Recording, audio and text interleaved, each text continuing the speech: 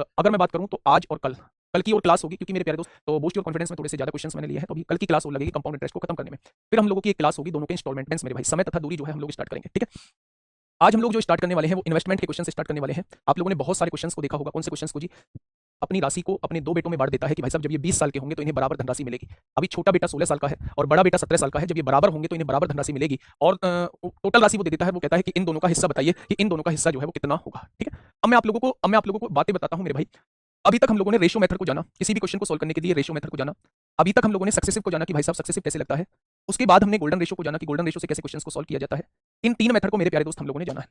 मैं आपसे ये कहने की कोशिश कर रहा हूं कि मैंने आपको बताया था कि इस पूरे चैप्टर में अमाउंट का एक फॉर्मूला भी होता है और वो फॉर्मूला मेरे प्यारे दोस्त ये होता है 1 + r/100 की पावर t होता है। ए क्या बताता है? ए बताता है मेरे भाई राशि पर अमाउंट कितना बना यानी मिश्रधन बताता है। पी क्या बताता है? पी प्रिंसिपल यानी कि मूलधन बताता है। और आर क्या होता है मेरे प्यारे दोस्त? ये रेट ऑफ इंटरेस्ट बताता है। और टी4 क्या हो जाएगा? टाइम यानी कि समय मेरे प्यारे दोस्त हो जाएगा। तो ये आप लोगों ने जब भी आप लोगों ने कंपाउंड इंटरेस्ट पढ़ा होगा, जब भी आप लोगों ने कंपाउंड इंटरेस्ट पढ़ा होगा, तभी मेरे प्यारे दोस्त आप लोगों ने इस फॉर्मूले को जरूर देखा होगा। अमाउंट जो होता है वो पी 1 + r/100 की पावर टी होता है। ये एन क्या होता था? ये टी जो होता था वो टाइम कहलाता था। अब मेरी बात को ध्यान से समझना, मैं क्वेश्चन आपको बताऊंगा करके और फिर आगे के कुछ क्वेश्चन आप लोगों को अपने आप करने होंगे, ठीक है दोस्त। चलिए मेरे साथ पढ़ेंगे पहला क्वेश्चन। भाई साहब मेरे साथ पढ़ेंगे पहला क्वेश्चन। क्या होगा इस क्वेश्चन का साथी? बिल्कुल सही जवाब। माता जी के बारे में बता दूंगा। माता जी अभी आईसीयू में है ना, और माता जी की हालत में सुधार है, ठीक है भाई। आईसीयू में है, उनकी हालत में भी सुधार है, ठीक है। Thank you thank you thank you. आप लोगों ने सच में हर जगह जहां मैंने आपसे कहा वहीं आप लोगों ने सपोर्ट किया है, वहीं आप लोगों ने मुझे सपोर्ट किया है। दोस्त आप ना परेशान मत हो एग्जाम डेट को लेकर। जिस दिन अभी एग्जाम डेट के बारे में किसी को कुछ पता नहीं है, अगर आपके सामने कोई वीडियोस आ रही है तो उनसे घबराने की जरूरत नहीं है। जब भी एग्जाम की डेट आएगी तब मैं मेरे प्यारे दोस्त आप लोगों के सामने जो है बहुत बेहतर तरीके से सीरीज लेके आ रहा हूँ और आपकी तैयारी को एक बेहतर बनाने का काम कर रहा हूँ, ठीक है। तो उस चीज से परेशान मत होना किसी भी पॉइंट पे मेरे प्यारे साथी, ठीक है। आइए, अशोक ने अपने दोनों बेटों के लिए 48,300 रुपए की वसीयत छोड़ी। बच्चा ध्यान से सुनना, 48,300 रुपए है। अशोक ने इसको दोनों बेटों में बांटना है, वसीयत छोड़ दी। जिनकी आयु 16 वर्ष और 17 वर्ष है, जिनकी आयु 16 वर्ष और 17 वर्ष है मेरे भाई। एक की आयु है 16 साल, बच्चा ध्यान से सुनना। एक की आयु है 16 साल और एक की आयु है 17 साल। 19 वर्ष पूर्ण होने पर, बेटा जी बस कमेंट मत करना मेरे प्यारे दोस्त, बस कमेंट मत करना है ना, मैं समझा दूंगा, एक एक चीज समझा दूंगा। क्वेश्चन ने कहा है 19 वर्ष पूरे होने पर 10% चक्रवृद्धि ब्याज पर उन्हें बराबर राशि मिलनी चाहिए। 10% चक्रवृद्धि ब्याज पर उन्हें बराबर राशि मिलनी चाहिए। मुझे नहीं पता, मैंने मान लिया इसे P1 राशि मिली है। मुझे नहीं पता, मैंने मान लिया इसे P2 राशि मिली हुई है, ठीक है। अब ये 16 साल का है, 19 साल पे बराबर राशि मिलनी चाहिए। क्या एक साल में राशि 10 से 1 बढ़ के 11 हो जाएगी? क्या एक साल में राशि 10 से 1 बढ़ के 11 हो जाएगी? तो 3 साल में क्या राशि इतनी मिलेगी? बहुत बढ़िया जी। अगर मैं यहां देखूं तो क्या यहां भी राशि 10 से 1 बढ़ के 11 हो जाएगी? क्योंकि ये 17 साल का है, 19 साल की उम्र में यानी इसे 2 साल में राशि इतनी हो जाएगी। और उसने कहा है कि 19 साल होने पर इन दोनों को बराबर धनराशि मिलती है। तो यहां से जब आप देखेंगे तो ये P1 जो है वो इधर चला जाएगा मेरे भाई, P2/P1 हो जाएगा। और यहां 2 पावर से 2 पावर कट जाएंगी, बस 1 बच जाएगा, यानी P2/P1 की वैल्यू 11/10 आ जाएगी।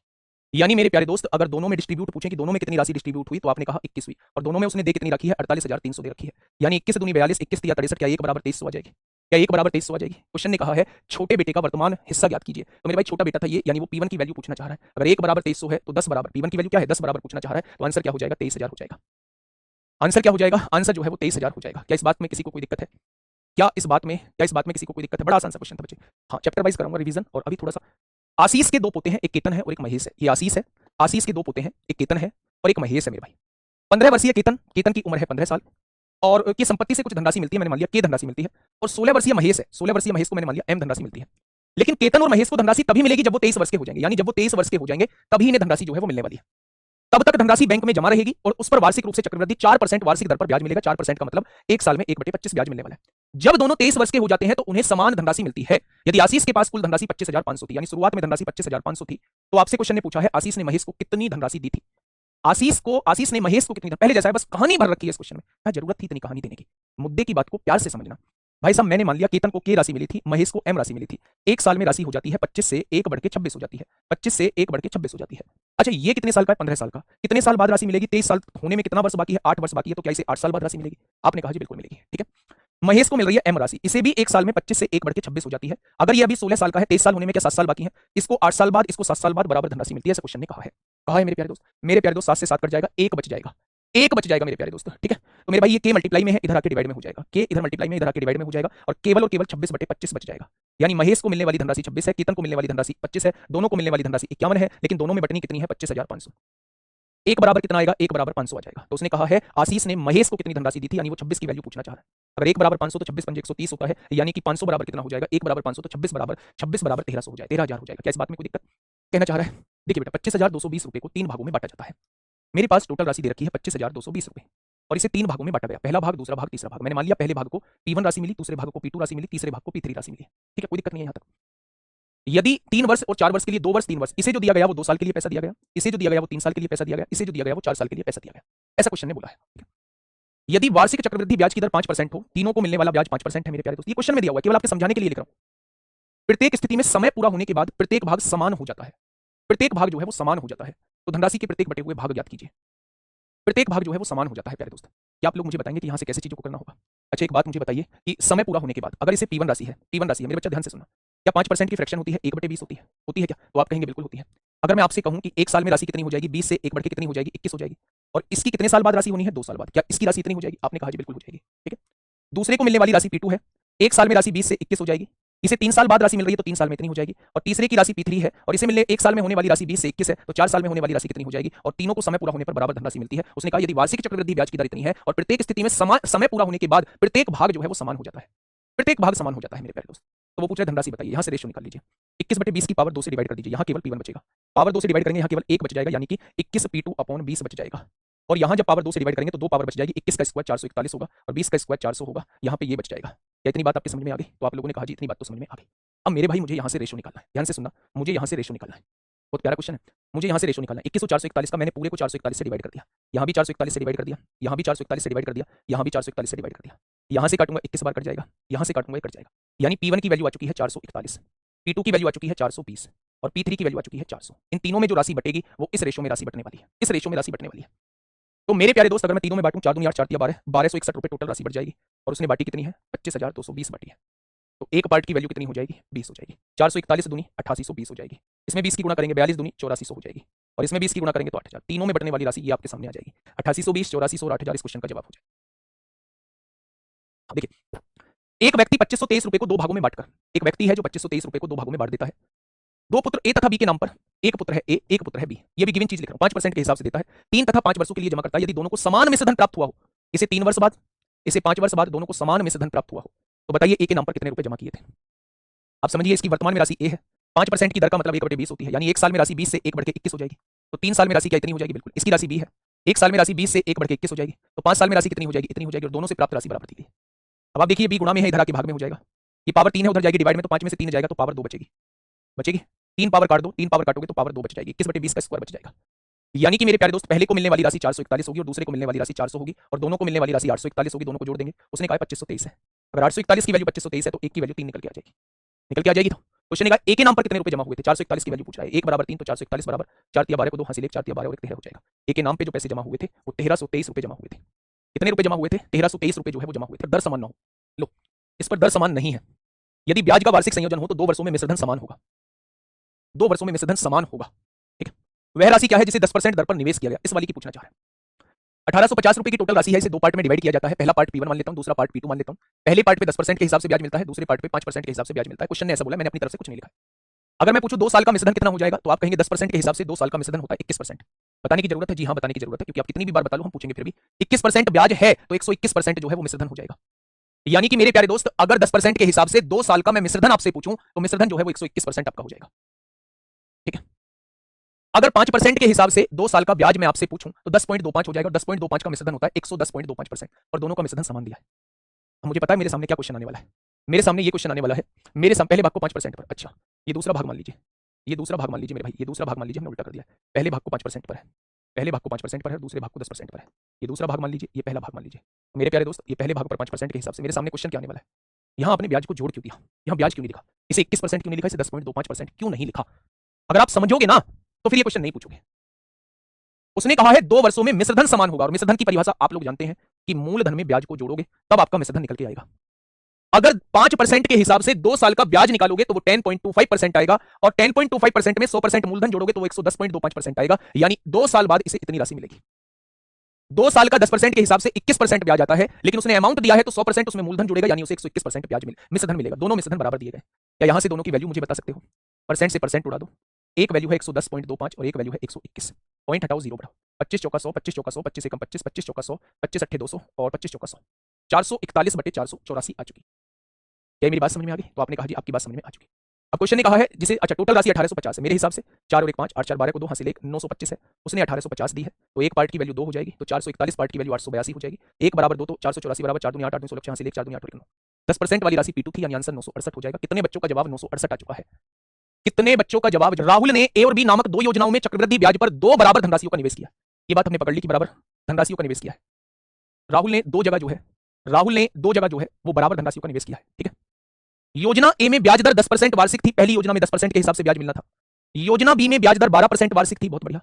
राहुल को 2 वर्षों के बाद योजना ए में निवेशित धनराशि का ब्याज 1050 मिला, पहली योजना से प्राप्त ब्याज 1050 मिला। देखना, अच्छा योजना ए में ब्याज दर कितनी थी? 10%, दो बराबर धनराशि है, और कितनी साल के लिए निवेश किया? 2 वर्षों के बाद।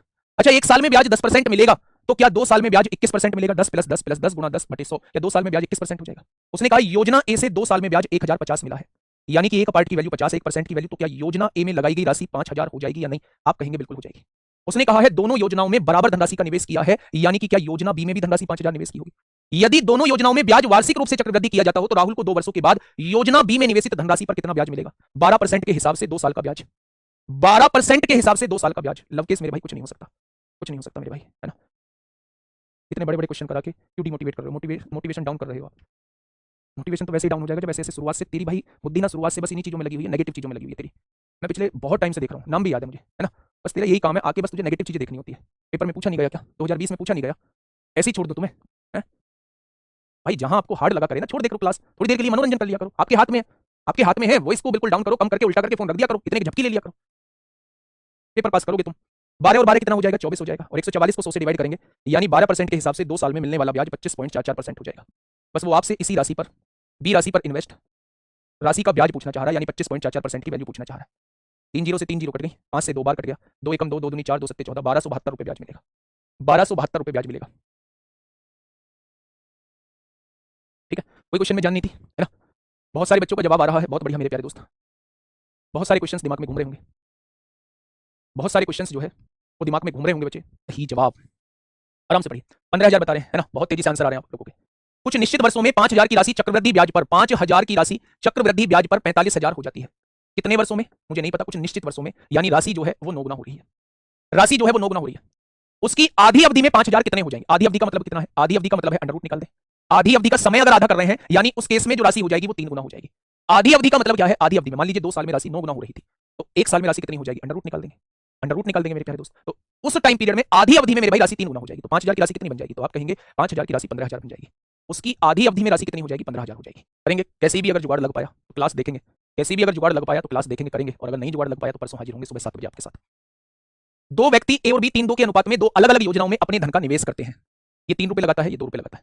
ठीक है, चलिए, ए और बी अपने धन को 3 साल के लिए ब्याज दर 10% प्रतिवर्ष के हिसाब से क्रम से साधारण और चक्रवृद्धि ब्याज पर निवेश करता है। ये 10% एसआई पर निवेश करता है, ये 10% सीआई पर निवेश करता है। यदि निवेश किया गया कुल धन 10,000 रुपए है, यानी टोटल धन जो है वो 10,000 रुपए है, तो योजनाओं में प्राप्त ब्याज राशि के बीच अंतर क्या है? तो मेरे भाई मेरे हिसाब से निवेश किया गया धन 5 है, 5 की वैल्यू 10,000 दी है, तो 1 की वैल्यू 2,000 हो जाएगी। अगर 1 की वैल्यू 2,000 है तो 3 की वैल्यू यहाँ 6,000 इन्वेस्ट किए होंगे, यहाँ 4,000 इन्वेस्ट किए होंगे। ठीक है, अगर 1 साल का एसआई 10% है तो 3 साल का एसआई 30%, तो जब इसका 30% निकालोगे तो 1,800 रुपये आएगा। इसका 30% 1,800 रुपये आएगा। यहाँ 6,000 की राशि थी, इसका 30% 1,800 रुपये आएगा। ठीक है, 1 साल का 10% है, 1 साल का 10% है, तो 3 साल का सीआई कितना आएगा? 33.1%। जब मैं इसका 33.1% निकालूंगा तो 4 एकम 4, 4 तिया 12 को 2 हासिल 4 तिया 12, इसका 3 साल का सीआई जो है वो 1,324 आएगा। वो आपसे ये कह रहा है, वो आपसे ये कह रहा है भैया जी दोनों का डिफरेंस बताइए, अंतर। तो 10 में से 4 गया 6, 9 में से 2 गया 7, 17 में से 13 गया 4। बेटा जी डिफरेंस कितना आएगा मेरे प्यारे भाई? आप कहेंगे 476। कितना आ जाएगा? तो आप कहेंगे 400। कि किसी राशि पर, यदि किसी राशि पर 8% प्रतिवर्ष की दर से तीसरे वर्ष का चक्रवृद्धि ब्याज है, तीसरे वर्ष का, थर्ड ईयर का चक्रवृद्धि ब्याज 3600 रुपए, थर्ड ईयर का चक्रवृद्धि ब्याज 3600 रुपए है, तो चौथे और 5वें वर्ष में चक्रवृद्धि ब्याज के बीच अंतर ज्ञात करें। ब्याज की दर कितनी है? 8%। 8% की फ्रैक्शन कितनी होती है? 2/25। चौथे और 5वें वर्ष के बीच अंतर पूछना चाह रहा है। अगर मैंने मल्टीप्लाइंग फैक्टर आपको बताया था कि राशि जितनी गुना होती है ब्याज भी उतने ही गुना होता है, क्या चौथे साल का ब्याज जो होगा, क्या चौथे साल का ब्याज जो होगा, क्या चौथे साल का ब्याज जो होगा वो 25 से 2 बढ़ के 27 हो जाएगा? क्या ये 4th ईयर का ब्याज है? क्या ये 4th ईयर का ब्याज है? अगर मैं आपसे पूछूं, अगर ये 3rd ईयर का ब्याज है और चौथे साल का ब्याज ये हो गया है, और 5वें साल का ब्याज मैं आपसे पूछूं तो क्या 5वें साल का ब्याज ये हो जाएगा? हो जाएगा क्या? तो वो आपसे, आप कहोगे जी बिल्कुल यही हो जाएगा। वो दोनों का डिफरेंस पूछना चाह रहा है, वो दोनों का डिफरेंस पूछना चाह रहा है। तो इन दोनों का डिफरेंस क्या आएगा मेरे भाई? 3600। 25 से राशि 27, इसे कॉमन ले लीजिए, यहाँ क्या बचेगा? 27/25 बचेगा, माइनस यहाँ 1 बचेगा। ये डिफरेंस ही तो पूछना चाह रहा था, वो डिफरेंस ही तो पूछना चाह रहा था। आप कहेंगे बिल्कुल डिफरेंस ही पूछना चाह रहा था।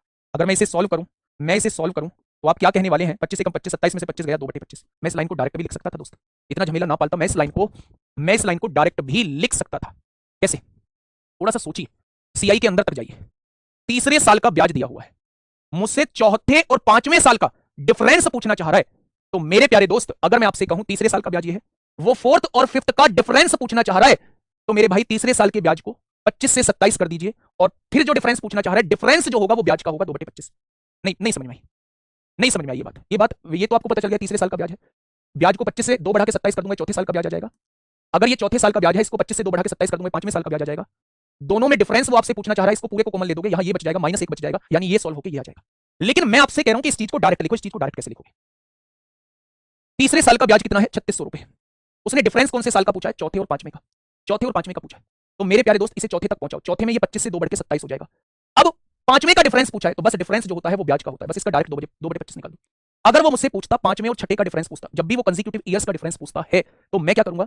3600 रुपए मेरे तीसरे साल का ब्याज है, चौथे साल का ब्याज मेरा 25 से 27 हो जाएगा, पांचवें साल का ब्याज मेरा 25 से 27 हो जाएगा, लेकिन छठे साल का डिफरेंस लेना है, यानी यहां 2/25 लेना है। ये इसकी डायरेक्ट इक्वेशन हो जाएगी। बेटा मैंने आपको बताया था कि जितने गुना राशि होती चली जाती है, उतने गुना ही ब्याज होता चला जाता है। ब्याज होता चला जाता है मेरे प्यारे दोस्त। अगर तीसरे साल का ब्याज 3600 है और मैं केवल चौथे साल का ब्याज निकालना चाहता हूं, तो ये भी इतने गुना हो जाएगा, 25 से 27 कर दो, ये केवल चौथे साल का ब्याज आएगा। अगर इसे फिर 25 से 27 कर दूंगा, तो ये केवल पांचवें साल का ब्याज आएगा। ये पांचवें साल का ब्याज है, चौथे साल का ब्याज है, दोनों का डिफरेंस पूछना चाह रहा है। डायरेक्ट इक्वेशन लिख दो, डायरेक्ट इक्वेशन लिख दो, बस इसे यहां से सॉल्व कर देना। सॉल्व करिए। 25 से काटिए, 25 से कम 25 होगा, 11 बचेगा, 25 चौका 100, 25 चौका 100, 27 चौक 108 को 8, हासिल लगे 10, 27 चौक 108 और 10 118 को 8, हासिल लगे 11, 27 से कम 27 और 11 38, 8 दूनी 16 को 6, हासिल लगा 1, 8 दूनी 16 17 को 7, हासिल लगा 1, 8 दूनी 16 17 को 7 का हासिल लगा 1, 3 दूनी 6 और 1 7 बटे में 25 है, 25 दिया 75, 2 बचेंगे, 25 से कम 25, 2 बचेंगे, 25 से कम 25, 311 पॉइंट कुछ आएगा। Option number D, option number D. बेटा ये बात मैं ना पहले बता के आ चुका हूं, फिर भी समझ लो। मैंने आपको बताया था कि अगर आपने 1000 रुपये उधार लिए हैं, 10% के हिसाब से ब्याज 100 रुपये लगेगा।